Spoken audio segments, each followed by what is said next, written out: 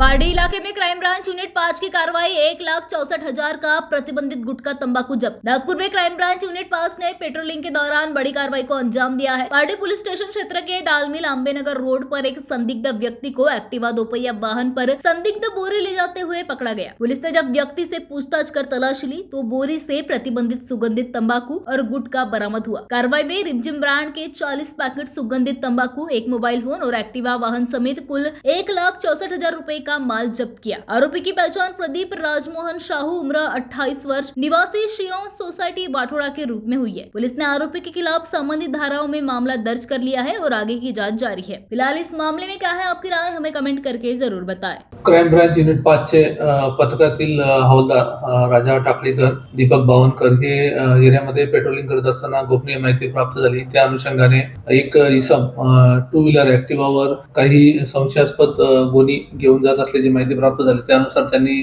त्याच्या लोकेशनवर ट्रेस केला असता त्याच्या एका ऍक्टिवावर एक इसम काही गोणी त्याच्यासोबत होत्या। त्याच्यामध्ये तपासणी केली असता त्यामध्ये प्रतिबंधित तंबाखू आणि काही गुटखा असे पॅकेट मिळून आले। त्यांनी ते ताब्यात घेऊन आणल्यानंतर आम्ही फूड अँड ड्रग ऑफिसरला यांना पाचारण करण्यात आलं। त्या अनुषंगाने फूड अँड ड्रगचे ऑफिसर अखिलेश राऊत साहेब यांच्या फिर्यादीवरून पोलीस स्टेशन पारडी या ठिकाणी आरोपीच्या विरुद्ध आम्ही अपराध नंबर 14/26 IPC कलम, त्याचबरोबर फूड अँड ड्रग ऍक्टच्या अंतर्गत कलमान्वये आम्ही गुन्हा दाखल केलेला आहे। आणि याच्या तपासणीवरून त्यामध्ये 40 पॅकेट जन्नम सुगंधित तंबाखू, त्यानंतर XXX सुगंधित तंबाखू, रिमझिम तंबाखू, त्याचबरोबर त्याची एक ऍक्टिवा आणि मोबाईल असा 1,64,000 रुपयाचा मुद्देमाल आम्ही हस्तगत केलेला आहे। आणि यातील जो आरोपी आहे प्रदीप राजमनी शाहू, वय 28 वर्ष, राहणार Shivam society electric bus depot जवळ, पोलीस ठाणे वाठोडा। आणि सदरचं हे घटनास्थळ आहे की दालमिल आंबेनगर,